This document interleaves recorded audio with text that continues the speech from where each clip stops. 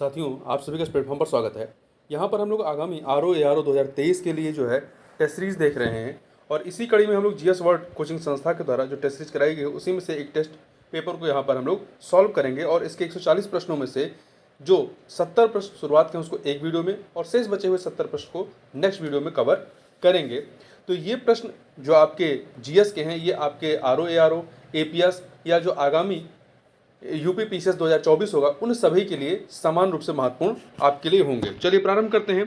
इसमें पहला प्रश्न है कि निम्नलिखित ग्रहों को उनकी सूर्य से बढ़ती दूरी के बढ़ते क्रम में व्यवस्थित कीजिए और नीचे दिए गए कूटों में से सही उत्तर चुनना है। मतलब सबसे कम दूरी फिर से उससे ज़्यादा दूरी की तरफ हमें बढ़ना है। तो इसमें देखिए सबसे पास जो है सूर्य के वो कौन सा है, वो शुक्र है, तो 4 हो जाएगा। फिर पृथ्वी आ जाएगी, फिर बृहस्पति और फिर शनि। तो 4 3 1 2 अर्थात सी ऑप्शन हो जाएगा। आगे बढ़ते हैं। जब दिन और रात की अवधि बराबर होती है तब सूर्य की किरणें सीधी पड़ती हैं कहाँ पर? भूमध्य रेखा अर्थात विषुवत रेखा पर सीधी पड़ती हैं, इक्वेटर पर।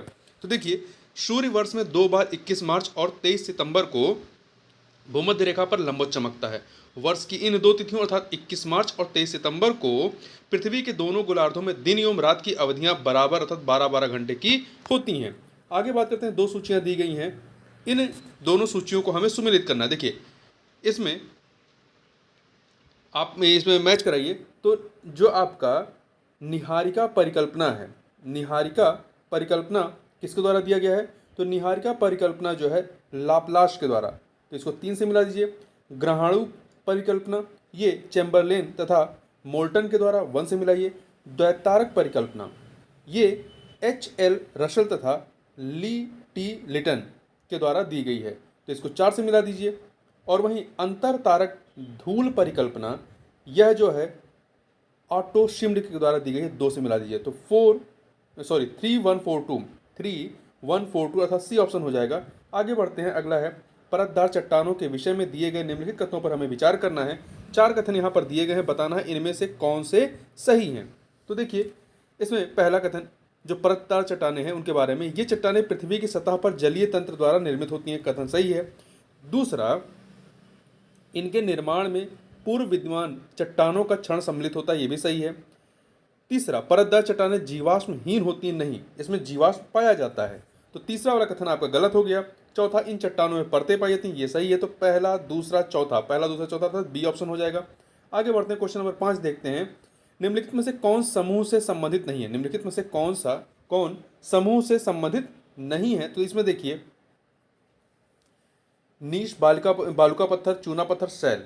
तो इसमें जो आपका बालुका पत्थर है, चूना पत्थर और शैल हैं, ये अवसादी चट्टानें हैं, जबकि नीश जो है एक रूपांतरित चट्टान है, तो ये नीश आपका अलग हो जाएगा, ए ऑप्शन। निम्नलिखित में से कौन सा सक्रिय ज्वालामुखी है? कौन सा इन चारों में से कौन से सक्रिय ज्वालामुखी है, ये हमें बताना है। तो इसमें देखिए आपका किलिमंजारो जो है ये तंजानिया में स्थित एक निष्क्रिय ज्वालामुखी है, जबकि इटना, मोनालोआ, किलाओ ये तीन के तीनों जो हैं ये सक्रिय ज्वालामुखी हैं। इटना जो है इटली में स्थित है, सिसिली द्वीप पर है। मोनालोआ अमेरिका के हवाई द्वीप पर है और किलाऊ भी हवाई द्वीप पर स्थित है। तो 2 3 4 अर्थात डी ऑप्शन हो जाएगा। आगे बढ़ते हैं। रिएक्टर पैमाने का उपयोग होता है किसको मापने के लिए? रिएक्टर पैमाने का इस्तेमाल जो है हम भूकंप की तीव्रता को मापने के लिए करते हैं। भूकंप की तीव्रता का मापन 2 पैमाने पर होता है, एक होता है आपका रिएक्टर पैमाना और दूसरा होता है मर्केली पैमाना। ठीक है, रिएक्टर पैमाना और मर्केली पैमाना। रिएक्टर पैमाने पर जो है 1 से 10 लघु गणकीय पैमाने पर आधारित होती है। आगे चलते हैं। निम्नलिखित में से कौन महाद्वीपों के क्षेत्रफल का सही अवरोही क्रम प्रस्तुत करता है? अवरोही क्रम मतलब बड़े से छोटे की तरफ हमें चलना है।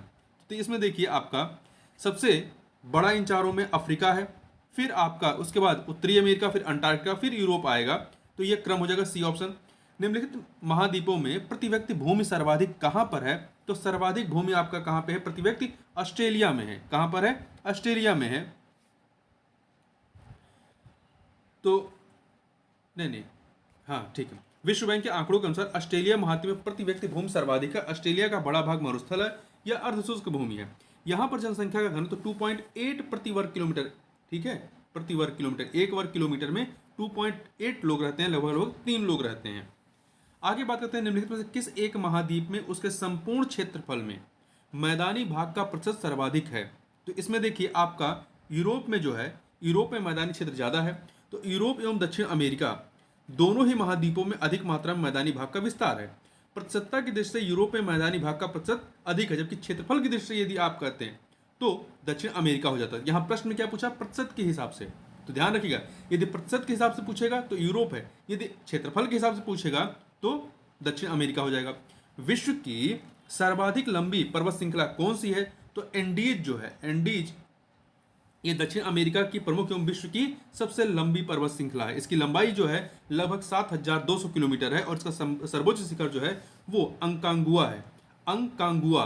और यह एंडीज जो पर्वत है दक्षिण अमेरिका के 7 देशों Colombia, Argentina, Chile, Bolivia, Peru, Ecuador और वेनेजुला में स्थित है। और इसका विस्तार सर्वाधिक कहाँ पर है, चिली में है। इसको एक बार आप मैप में अवश्य देखिएगा।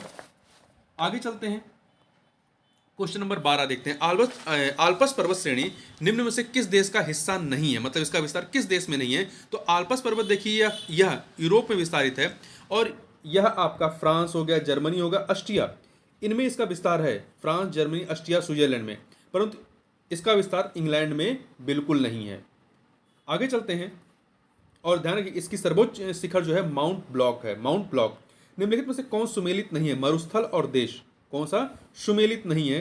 तो देखिए गोबी मरुस्थल मंगोलिया में है, काराकुम तुर्कमेनिस्तान में है, गिब्सन ऑस्ट्रेलिया में है, गिब्सन जो है ऑस्ट्रेलिया में है, तकला मकान मरुस्थल जो है, तकला मकान मरुस्थल ये उज्बेकिस्तान में नहीं है, ये चीन के जिजियांग प्रांत में स्थित है, अर्थात चीन से संबंधित है, ना कि उज्बेकिस्तान से, इसलिए डी वाला सही नहीं है। आगे बढ़ते हैं, निम्नलिखित में से कौन सा जोड़ा सही है देश और घास के मैदान के रूप में। तो आप देखिए इसमें कौन सा सही है ये बताना है, ठीक। तो आपका कैंपोस घास के मैदान कहाँ पाए जाते हैं, ब्राजील की उच्च भूमि में, ना कि केन्या में, तो ये सही नहीं है। पंपास जो है अर्जेंटीना और उरुग्वे में, तो ये वाला बी सही हो गया। सवाना जो है ये केन्या और तंजानिया में पाया था, ना कि वेनेजुला में, तो ये भी गलत हो गया। स्टेपीज जो है यूरेशिया में पाया था, संयुक्त राज्य अमेरिका में नहीं, ठीक। आगे चलते हैं, हॉर्न ऑफ अफ्रीका के अंग कौन से हैं। देखिए हॉर्न ऑफ अफ्रीका ये जो है पूर्वी अफ्रीका में तिकोना निकला हुआ भाग है। जब आप मैप देखेंगे ये सोमाली प्रायद्वीप है, ये पूरा का पूरा जो हॉर्न ऑफ अफ्रीका है ये सोमाली प्रायद्वीप है। इसमें 4 देश शामिल हैं, इसमें 4 देश कौन से शामिल हैं, तो इसमें सोमालिया, जिबूती, इरिट्रिया और इथोपिया। यहाँ पर देखिए सोमालिया, इथोपिया तथा जिबूती, इरिट्रिया नहीं दिया, 3 देश दिए हैं, तो ये आपका सही हो जाएगा। निम्नलिखित में से कौन सा एक युग्म सुमेलित नहीं है, देश हैं और उनकी राजधानी। घाना की राजधानी आक्रा है, नामीबिया की बिंडहाक है, युगांडा की जो है कंपाला है, अबुजा नहीं है, ठीक है। अबुजा जो है नाइजीरिया की राजधानी, अबुजा आपकी नाइजीरिया की राजधानी है, युगांडा की कंपाला है, वहीं जाम्बिया की राजधानी लुसाका है। निम्नलिखित में से किस अफ्रीकी देश की सीमा भूमध्य सागर से नहीं मिलती है, भूमध्य सागर से नहीं मिलती है। तो देखिए तो अल्जीरिया आपका कौन कौन से मिलती है, पहले ये देखते हैं। तो अल्जीरिया, मिस्र और ट्यूनिशिया इनकी सीमा जो है आपका भूमध्य सागर से मिलती है, जबकि जो नाइजर है ये एक स्थलबद्ध देश है, स्थलबद्ध देश है। आगे चलते हैं, ग्रेट सॉल्ट लेक या ग्रेट सॉल्ट झील कहाँ स्थित है, तो ये संयुक्त राज्य अमेरिका में, कहाँ पर है, संयुक्त राज्य अमेरिका में स्थित है। इसकी लवणता 220% है। आगे बढ़ते हैं, क्वेश्चन नंबर 19 देखते हैं। एशिया की निम्नलिखित में से कौन सी नदी जो है दक्षिण को प्रवाहित होती है, कौन सी नदी दक्षिण दिशा को प्रवाहित होती है, तो आपकी साल्विन जो है, साल्विन ये दक्षिण दिशा में प्रवाहित होती है। देखिए आमूर, लीना और ओग नदियां अपने उद्गम क्षेत्र से उत्तर की ओर प्रवाहित होती हैं, जबकि साल्विन नदी अपने उद्गम क्षेत्र से दक्षिण की ओर प्रवाहित होते हुए अंडमान सागर में समुद्र में मिल जाती है। विश्व की सबसे बड़ी ताजे पानी की झील कौन सी है, तो विश्व की सबसे बड़ी ताजे पानी फ्रेश वाटर की झील जो है वो कौन सी है, सुपीरियर झील है, सुपीरियर झील, जो कनाडा और संयुक्त राज्य अमेरिका के मध्य स्थित 5 महान झीलों में से एक है। आगे बढ़ते हैं, सूर्य से निकलने वाले विनाशकारी रेडिएशन से निम्न में से कौन जीवन की सुरक्षा करता है, तो देखिए कौन करता है, इसमें स्ट्रेटोस्फीयर और ओजोन की परत। देखिए ओजोन परत सूर्य से निकलने वाले विनाशकारी रेडिएशन से पृथ्वी पर जीवन की सुरक्षा करती है। पृथ्वी के वायुमंडल के समताप मंडल अर्थात स्ट्रेटोस्फीयर में धरातल से 15 से 35 किलोमीटर की ऊंचाई पर होती है, और ओजोन ऑक्सीजन के 3 परमाणु से युक्त एक अणु होता है, इसका सूत्र O3 होता है और इसका रंग नीला होता है। तो यहाँ पर स्ट्रेटोस्फीयर और ओजोन की परत, अर्थात डी ऑप्शन हो जाएगा। आगे बढ़ते हैं, 2 सूचियाँ दी गई हैं, इन्हें हमें सुमेलित करना है। उष्णकटिबंधीय चक्रवात है और किस देश में आती है इसको बताना है। देखिए बिली विलीज जो है ये ऑस्ट्रेलिया में आता है, ऑस्ट्रेलिया 2 से मिला दिया। हरिकेन जो है, हरिकेन संयुक्त राज्य अमेरिका, तो 4 से मिला दिया। टाइफून जो है ये चीन में आता है, तो 1 से। बागियो फिलीपींस में आता है, तो 3 से मिला दीजिए, तो 2413, 2413 अर्थात बी ऑप्शन हो जाएगा। आगे बढ़ते हैं, अगला है निम्नलिखित में से कौन सा युग्म सही सुमेलित नहीं है। कौन सा सही सुमेलित नहीं है? ये आपके कुछ पौने हैं और किस देश में ये या किस क्षेत्र में प्रभावित होती है, इसे हमें सुमेलित मतलब बताना है कौन सा सुमेलित नहीं है। तो देखिए फौन जो है स्थानीय पवन है ये, तो फौन नामक जो शुष्क स्थानीय पवन है ये आल्पस पर्वत के दक्षिणी ढाल से ऊपर चढ़कर उत्तरी ढाल के सारे नीचे उतरने वाली ये पवन है। तो पहला आपका सही है। शिमुम जो है ये अरब मरुस्थल में चलती है, शुष्क पवन है।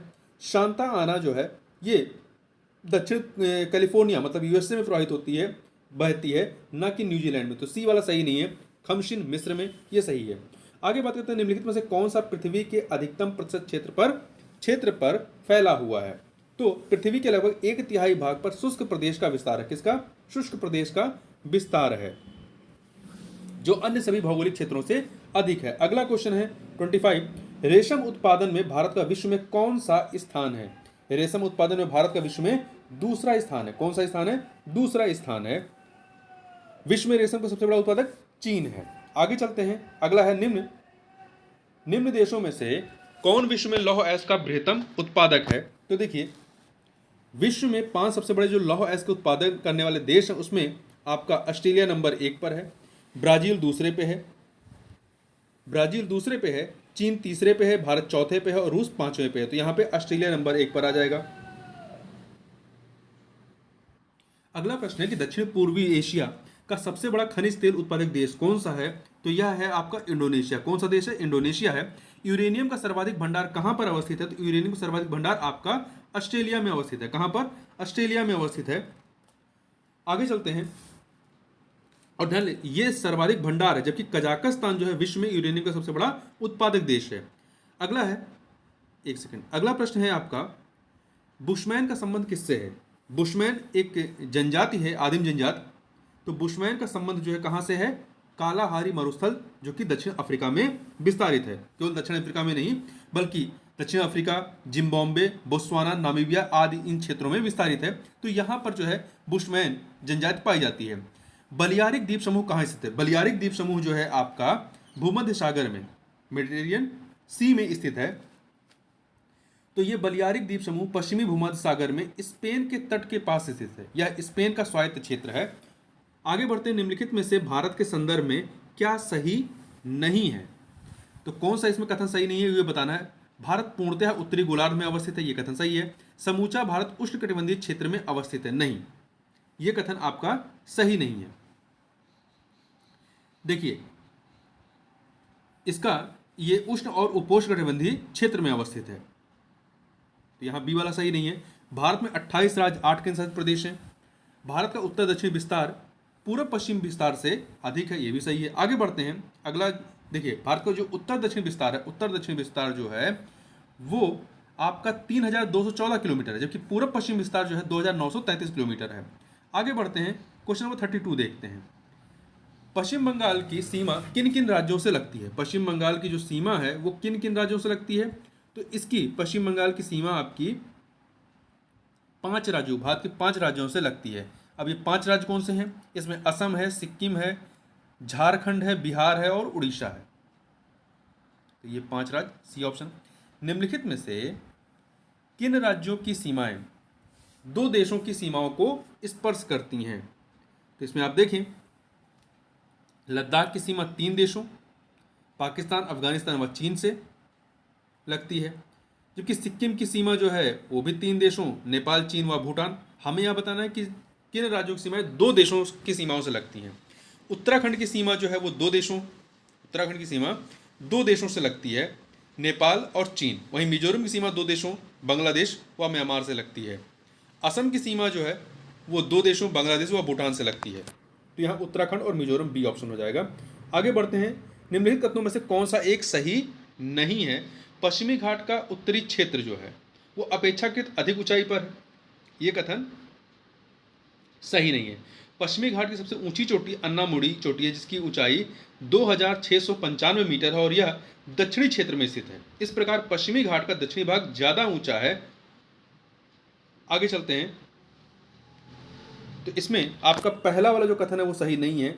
दूसरा, पश्चिमी घाट में अनाईमुडी सबसे ऊंची चोटी सही है। ताप्ती नदी सतपुड़ा के दक्षिण में स्थित है, ये भी सही है आपका। नर्मदा नदी तथा ताप्ती नदी घाटियां पुरानी रिफ्ट घाटियां मानी जाती हैं, ये भी सही है। भारत का सर्वोच्च पर्वत शिखर कौन सा है? तो भारत का सर्वोच्च पर्वत शिखर जो है गाडविन आस्टीन है, गाडविन आस्टीन है। यह काराकोरम श्रेणी जो कि लद्दाख क्षेत्र में स्थित है यहाँ पर है। इसकी ऊंचाई 8611 मीटर है और इस क्षेत्र पर पाकिस्तान का अवैध कब्जा है। निम्नलिखित केंद्र शासित प्रदेशों को क्षेत्रफल के बढ़ते क्रम में व्यवस्थित करना है।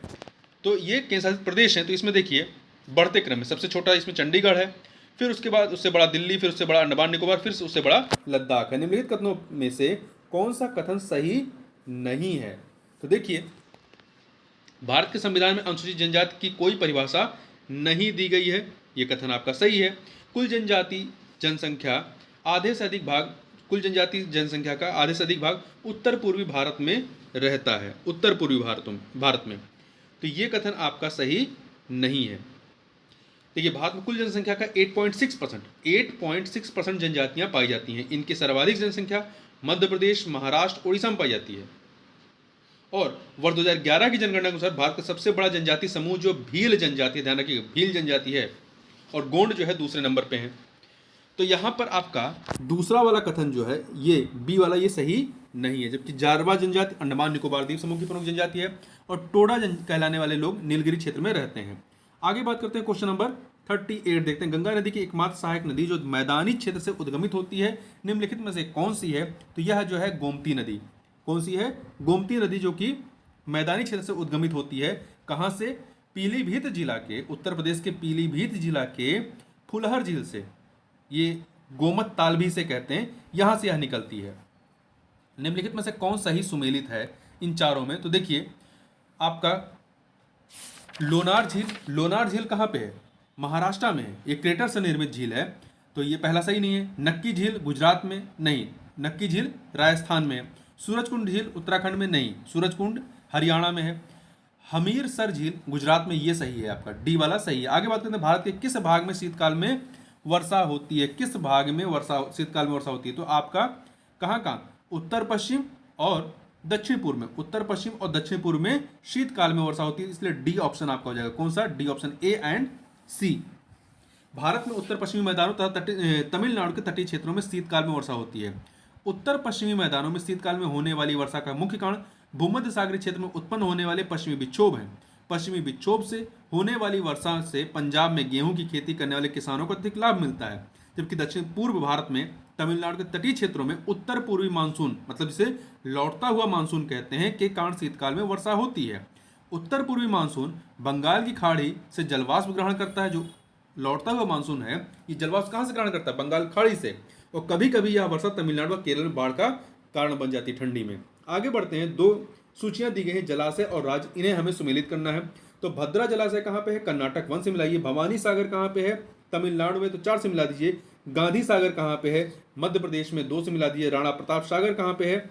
राणा प्रताप सागर ये आपका राजस्थान में है, तो 3 से मिला दीजिए। 1 4 2 3, 1 4 2 3, डी ऑप्शन हो जाएगा। आगे बढ़ते हैं, किस राज्य द्वारा भारत में सर्वाधिक रबर या रबड़ का उत्पादन किया जाता है? तो केरल के द्वारा। किसके द्वारा किया जाता है? केरल के द्वारा किया जाता है। आगे चलते हैं, और दूसरे नंबर पे जो है वो तमिलनाडु है। भारत में मसालों का सर्वाधिक उत्पादन करने वाला राज्य कौन सा है? तो यह है मध्य प्रदेश। 2020-21 के जो आंकड़े हैं, इसके द्वारा भारत में सर्वाधिक मसालों का उत्पादन करने वाला शीर्ष 5 राज्य जो हैं, उसमें मध्य प्रदेश नंबर 1 पे है, राजस्थान दूसरे पे है, गुजरात तीसरे पे है, आंध्र प्रदेश चौथे पे है और तेलंगाना 5वें पे है। क्वेश्चन नंबर 44 देखते हैं, निम्नलिखित में से कौन सुमेलित है? कौन सा सुमेलित है ये बताना। सुनहरी क्रांति ये उद्यान क्रांति है, ये कथन आपका सही है, ए ऑप्शन। लाल क्रांति प्याज उत्पादन नहीं है, लाल क्रांति मांस और टमाटर उत्पादन है। गुलाबी क्रांति जो है ये प्याज उत्पादन से संबंधित है। काली क्रांति काली मिर्च से नहीं संबंधित है, काली क्रांति पेट्रोलियम उत्पादन से संबंधित है। भारत में 2 अग्रणी कोयला उत्पादक राज्य कौन से हैं? तो 2 अग्रणी कोयला उत्पादक राज्य छत्तीसगढ़ और उड़ीसा है, छत्तीसगढ़ और उड़ीसा है। तो ए ऑप्शन सही हो जाएगा। निम्नलिखित राज्यों को उनके समुद्री सीमा के घटते हुए क्रम में व्यवस्थित कीजिए। तो देखिए, भारत के तट की रेखा की कुल लंबाई लगभग 7,516.6 किलोमीटर है और यह भारत के 9 राज्यों और 4 केंद्रशासित प्रदेशों की सीमा समुद्र से लगी हुई है। तो इसमें सबसे लंबी जो सीमा है वो किसकी है? सबसे लंबी सीमा आप देखेंगे समुद्री सीमा के घटते हुए क्रम में। तो यहाँ पे 4 हैं, आंध्र प्रदेश, तमिलनाडु, उड़ीसा, पश्चिम बंगाल। इसमें सबसे अधिक आंध्र प्रदेश की है, फिर तमिलनाडु की है, फिर आपकी उड़ीसा की है, फिर पश्चिम बंगाल की। ऐसे देखा जाए तो सबसे अधिक जो समुद्र तटीय रेखा है वो गुजरात की है, ठीक है। पर यहाँ जो 4 दिए गए हैं उसमें आंध्र प्रदेश, तमिलनाडु, उड़ीसा, पश्चिम बंगाल, ए ऑप्शन। गोंडवाना क्षेत्र में किस प्रकार के कोयले का भंडार सर्वाधिक है? तो किस प्रकार के भंडार यहाँ पे? बिटुमिनस कोयले का भंडार है, बिटुमिनस। देखिए, भारत में कोयला मुख्यतः 2 क्षेत्रों में पाया जाता है, गोंडवाना क्षेत्र और तृतीय कल्प क्षेत्र में। गोंडवाना क्षेत्र का कोयला उच्च श्रेणी का होता है, जिसमें राख की मात्रा कम तथा तापोत्पादक शक्ति अर्थात ऊर्जा जो होती है अधिक होती है, जबकि तृतीय कल्प का कोयला निम्न किस्म का होता है और गंधक की प्रचुरता के सल्फर के प्रचुरता के कारण इसे उद्योग में प्रयुक्त करना कठिन होता है। तो भारत का अधिकांश कोयला जो है गोंडवाना क्षेत्र से ही प्राप्त होता है। यहाँ सर्वाधिक बिटुमिनस कोयले की प्राप्ति होती है और देश के 90% से अधिक कोयला भंडार उत्पादन में गोंडवाना कोयले का योगदान है। भारत में सर्वाधिक टीन उत्पादन करने वाला राज्य कौन सा है? तो सर्वाधिक टीन उत्पादन करने वाला राज्य जो है आपका कौन सा है? छत्तीसगढ़ है, ठीक है। कौन सा है? छत्तीसगढ़ है। तो ध्यान दीजिएगा, भारत में टीन का भंडार सीमित है। भारत में टीन का उत्पादन करने वाला एकमात्र राज्य है, एकमात्र, और कोई राज्य नहीं है, एकमात्र राज्य छत्तीसगढ़ है। तथा टीन का उत्पादन करने वाली सभी कंपनियां छत्तीसगढ़ में ही अवस्थित हैं। टीन अयस्क को कैसीटेराइट के नाम से जानते हैं। मतलब टीन का जो धातु होती है इसका अयस्क और क्या है? तो वो है कैसीटेराइट। आगे बढ़ते हैं, 2 सूचियां हैं, कोयला क्षेत्र और किस राज्य में ये विस्तारित हैं, इन्हें हमें सुमेलित करना है। तो देखिए, सिंगरौली क्षेत्र कहाँ पे है? तो ये आपका झारखंड में है। नहीं, सिंगरौली क्षेत्र जो है आपका कहाँ पर है?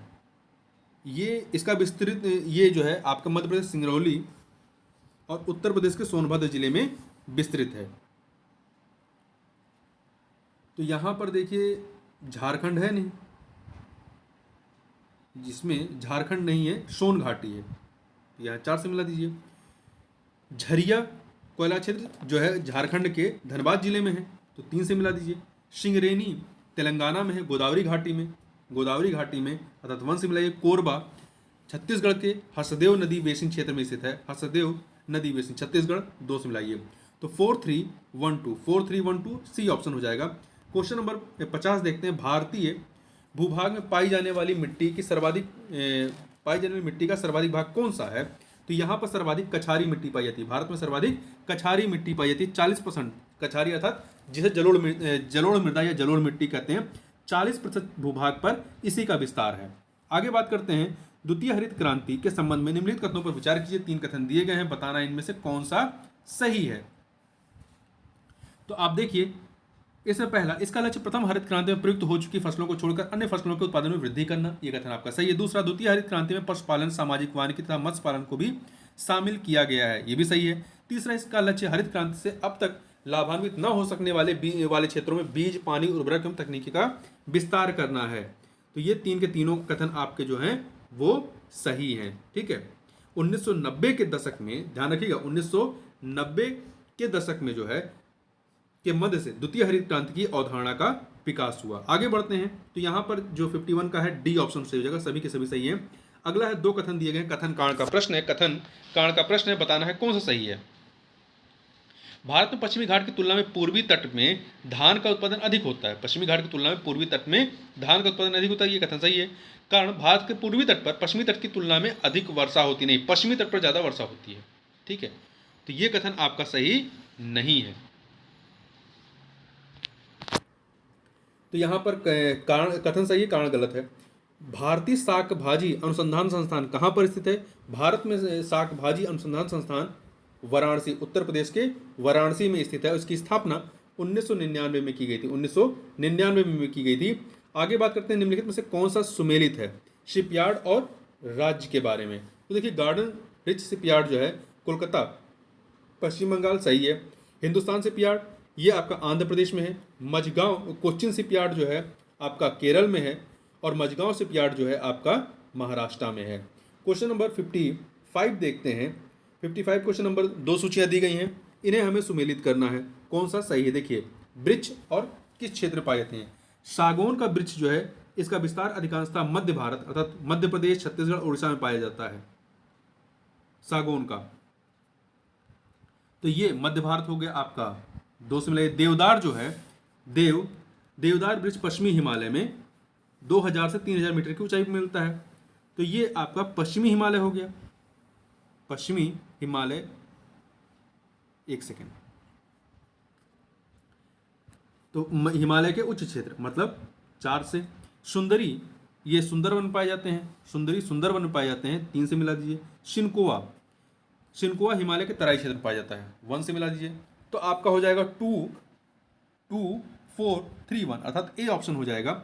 आगे बढ़ते हैं क्वेश्चन नंबर 56। किस वृक्ष को मरुस्थल का राजा कहा जाता है। तो मरुस्थल का राजा जो है ये खेजरी वृक्ष को कहते हैं। किसको? खेजरी को। सामाजिक वानिकी में प्रयुक्त बहुउद्देशीय वृक्ष जो है खेजरी है, खेजरी वृक्ष को मरुस्थल का राजा कहा जाता है। इसके बहुउद्देशीय उपयोग तथा अधिक तापमान सहन करने की क्षमता तथा कम पानी की आवश्यकता के कारण सामाजिक वानिकी कार्यक्रम में इसे वरीयता दी गई है।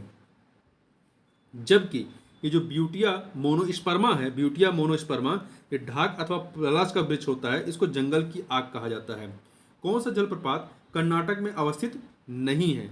तो कर्नाटक में देखिए जोग जलप्रपात, शिवसमुद्रम और गोकाक जलप्रपात जो है कर्नाटक में स्थित है। जबकि डुडुमा जो है, डुडुमा ये उड़ीसा में स्थित है।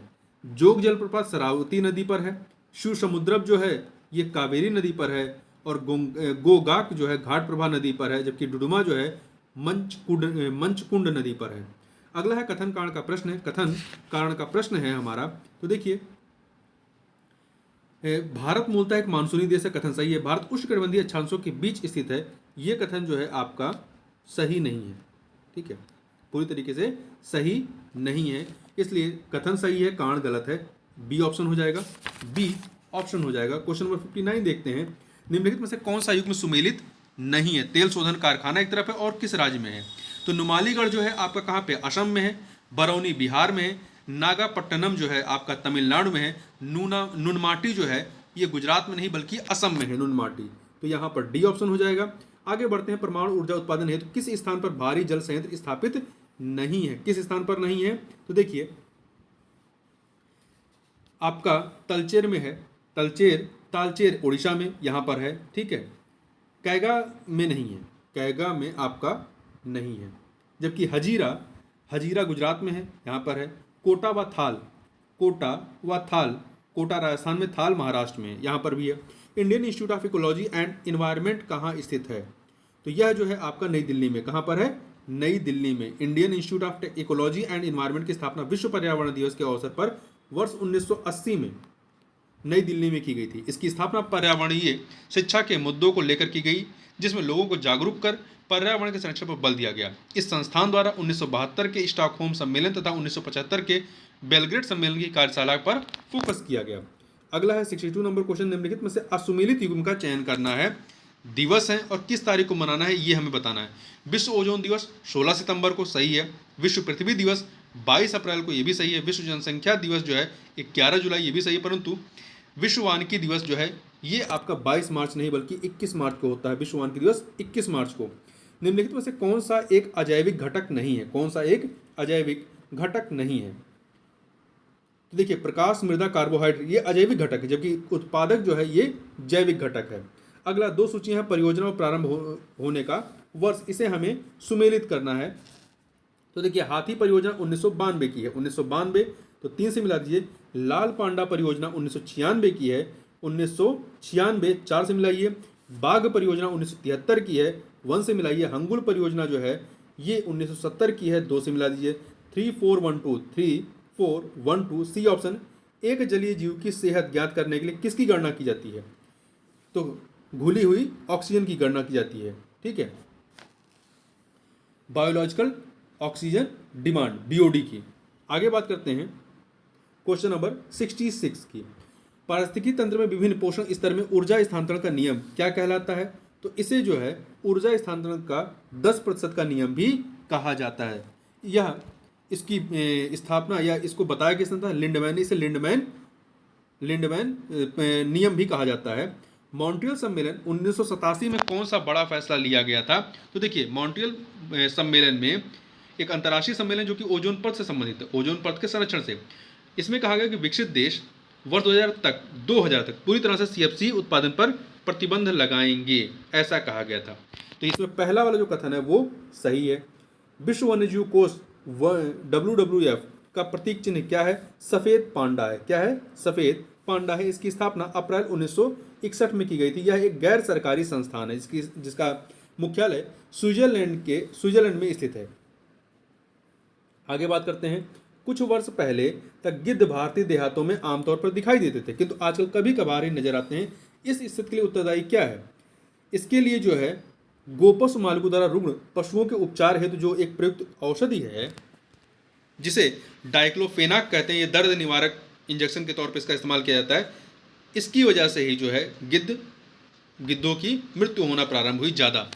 निम्नलिखित में से प्राथमिक प्रदूषक का सही विकल्प कौन सा है? प्राथमिक प्रदूषक का, तो देखिए प्रदूषक दो प्रकार के होते हैं, प्राथमिक व द्वितीयक। प्राथमिक प्रदूषक वह प्रदूषक जो प्राकृतिक या मानवीय क्रियाकलापों द्वारा सीधे निष्कासित होते हैं, जैसे सल्फर डाइऑक्साइड है, नाइट्रोजन के ऑक्साइड है, कार्बन डाइऑक्साइड है, कार्बन मोनोऑक्साइड है, प्लास्टिक है, डीडीटी है इत्यादि। जबकि द्वितीय प्रदूषक जो होते हैं ये डायरेक्ट नहीं होते हैं, ये प्राथमिक प्रदूषक से निर्मित होते हैं।